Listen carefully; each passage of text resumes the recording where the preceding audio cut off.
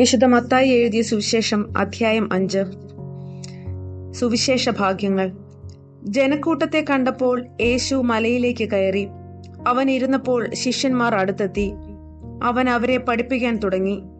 ആത്മാവിൽ ദരിദ്രരായവർ ഭാഗ്യവാന്മാർ, സ്വർഗരാജ്യം അവരുടേതാണ്. വിലപിക്കുന്നവർ ഭാഗ്യവാന്മാർ, അവർ ആശ്വസിപ്പിക്കപ്പെടും. ശാന്തശീലർ ഭാഗ്യവാന്മാർ, അവർ ഭൂമി അവകാശമാക്കും. നീതിക്ക് വേണ്ടി വിശക്കുകയും ദാഹിക്കുകയും ചെയ്യുന്നവർ ഭാഗ്യവാന്മാർ, അവർക്ക് സംതൃപ്തി ലഭിക്കും. കരുണയുള്ളവർ ഭാഗ്യവാന്മാർ, അവർക്ക് കരുണ ലഭിക്കും. ഹൃദയശുദ്ധിയുള്ളവർ ഭാഗ്യവാന്മാർ, അവർ ദൈവത്തെ കാണും. സമാധാനം സ്ഥാപിക്കുന്നവർ ഭാഗ്യവാന്മാർ, അവർ ദൈവപുത്രന്മാരെന്ന് വിളിക്കപ്പെടും.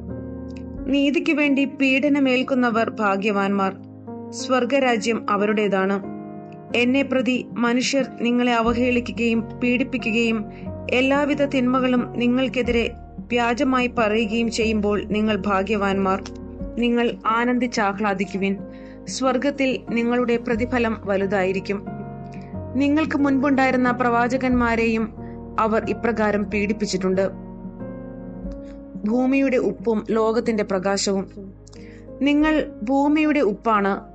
ഉറകെട്ടു പോയാൽ ഉപ്പിന് എങ്ങനെ വീണ്ടും ഉറകൂട്ടും? പുറത്തേക്ക് വലിച്ചെറിഞ്ഞ് മനുഷ്യരാൽ ചവിട്ടപ്പെടാനല്ലാതെ മറ്റൊന്നിനും അത് കൊള്ളുകയില്ല. നിങ്ങൾ ലോകത്തിന്റെ പ്രകാശമാണ്. മലമുകളിൽ പണിതുയർത്തിയ പട്ടണത്തെ മറച്ചുവെക്കുക സാധ്യമല്ല. വിളക്ക് കൊളുത്തി ആരും പറയുടെ കീഴിൽ വെക്കാറില്ല, പീഠത്തിന്മേലാണ് വെക്കുക. അപ്പോൾ അത് ഭവനത്തിലുള്ള എല്ലാവർക്കും പ്രകാശം നൽകുന്നു. അപ്രകാരം മനുഷ്യർ നിങ്ങളുടെ സത്പ്രവൃത്തികൾ കണ്ട് സ്വർഗസ്ഥനായ നിങ്ങളുടെ പിതാവിനെ മഹത്വപ്പെടുത്തേണ്ടതിന് നിങ്ങളുടെ വെളിച്ചം അവരുടെ മുൻപിൽ പ്രകാശിക്കട്ടെ. നിയമത്തിന്റെ പൂർത്തീകരണം. നിയമത്തെയോ പ്രവാചകന്മാരെയോ അസാധുവാക്കാനാണ് ഞാൻ വന്നതെന്ന് നിങ്ങൾ വിചാരിക്കരുത്. അസാധുവാക്കാനല്ല, പൂർത്തിയാക്കാനാണ് ഞാൻ വന്നത്. ആകാശവും ഭൂമിയും കടന്നു പോകുന്നതുവരെ സമസ്തവും നിറവേറുവോളം നിയമത്തിൽ നിന്ന് വള്ളിയോ പുള്ളിയോ മാറുകയില്ലെന്ന് സത്യമായി ഞാൻ നിങ്ങളോട് പറയുന്നു. ഈ പ്രമാണങ്ങളിൽ ഏറ്റവും നിസ്സാരമായ ഒന്ന് ലംഘിക്കുകയോ ലംഘിക്കാൻ മറ്റുള്ളവരെ പഠിപ്പിക്കുകയോ ചെയ്യുന്നവൻ സ്വർഗരാജ്യത്തിൽ ചെറിയവനെന്ന് വിളിക്കപ്പെടും. എന്നാൽ അതനുസരിക്കുകയും പഠിപ്പിക്കുകയും ചെയ്യുന്നവൻ സ്വർഗരാജ്യത്തിൽ വലിയവനെന്ന് വിളിക്കപ്പെടും. നിങ്ങളുടെ നീതി നിയമജ്ഞരുടെയും ഫരിസേയരുടെയും നീതിയെ അതിശയിക്കുന്നില്ലെങ്കിൽ നിങ്ങൾ സ്വർഗരാജ്യത്തിൽ പ്രവേശിക്കുകയില്ലെന്ന് ഞാൻ നിങ്ങളോട് പറയുന്നു. സഹോദരനുമായി രമ്യപ്പെടുക. കൊല്ലരുത്, കൊല്ലുന്നവൻ ന്യായവിധിക്ക് അർഹനാകും എന്ന് പൂർവികരോട് പറയുന്നതായി നിങ്ങൾ കേട്ടിട്ടുണ്ടല്ലോ. എന്നാൽ ഞാൻ നിങ്ങളോട് പറയുന്നു, സഹോദരനോട് കോപിക്കുന്നവൻ ന്യായവിധിക്ക് അർഹനാകും. സഹോദരനെ ഭോഷ എന്ന് വിളിക്കുന്നവൻ ന്യായാധിപ സംഘത്തിന്റെ മുൻപിൽ നിൽക്കേണ്ടി വരും. വിഡി എന്ന് വിളിക്കുന്നവനാകട്ടെ നരകാഗ്നിക്ക് ഇരയായിത്തീരും. നീ ബലിപീഠത്തിൽ കാഴ്ചയർപ്പിക്കുമ്പോൾ നിന്റെ സഹോദരന് നിന്നോട് എന്തെങ്കിലും വിരോധമുണ്ടെന്ന് അവിടെ വെച്ച് ഓർത്താൽ കാഴ്ചവസ്തു അവിടെ ബലിപീഠത്തിന് മുന്നിൽ വെച്ചിട്ട് പോയി സഹോദരനോട് രമ്യതപ്പെടുക. പിന്നെ വന്ന് കാഴ്ചയർപ്പിക്കുക. നീ പ്രതിയോഗിയോട് വഴിക്കു വെച്ച് തന്നെ വേഗം രമ്യതപ്പെട്ടുകൊള്ളുക. അല്ലെങ്കിൽ പ്രതിയോഗി നിന്നെ ന്യായാധിപനും ന്യായാധിപൻ സേവകനും ഏൽപ്പിച്ചു കൊടുക്കും. അങ്ങനെ നീ കാരാഗൃഹത്തിൽ അടയ്ക്കപ്പെടും. അവസാനത്തെ ചില്ലിക്കാശ് കൊടുത്തു വീട്ടുവോളം നീ അവിടെ നിന്ന് പുറത്തു വരികയില്ലെന്ന് സത്യമായി ഞാൻ നിന്നോട് പറയുന്നു.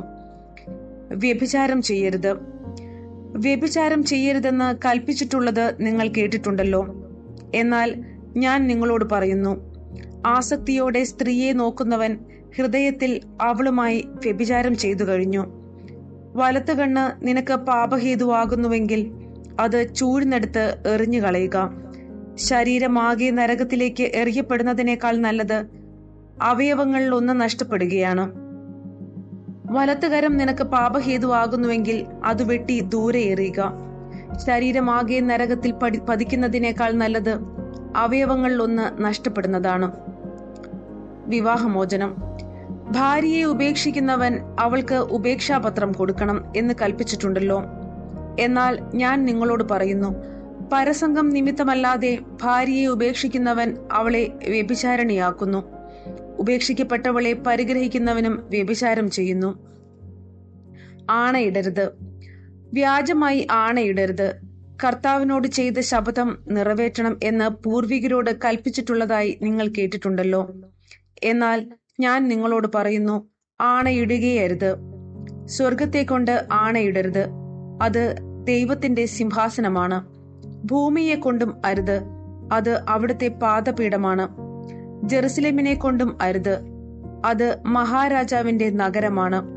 നിന്റെ ശിരസിനെ കൊണ്ടും ആണയിടരുത്, അതിലെ ഒരു മുടിയിഴ വെളുപ്പിക്കാനോ കറുപ്പിക്കാനോ നിനക്ക് സാധിക്കുകയില്ല. നിങ്ങളുടെ വാക്ക് അതെ അതെ എന്നോ അല്ല അല്ല എന്നോ ആയിരിക്കട്ടെ. ഇതിനും അപ്പുറമുള്ളത് ദുഷ്ടനിൽ നിന്ന് വരുന്നു. തിന്മയെ നന്മ കൊണ്ട് ജയിക്കുക.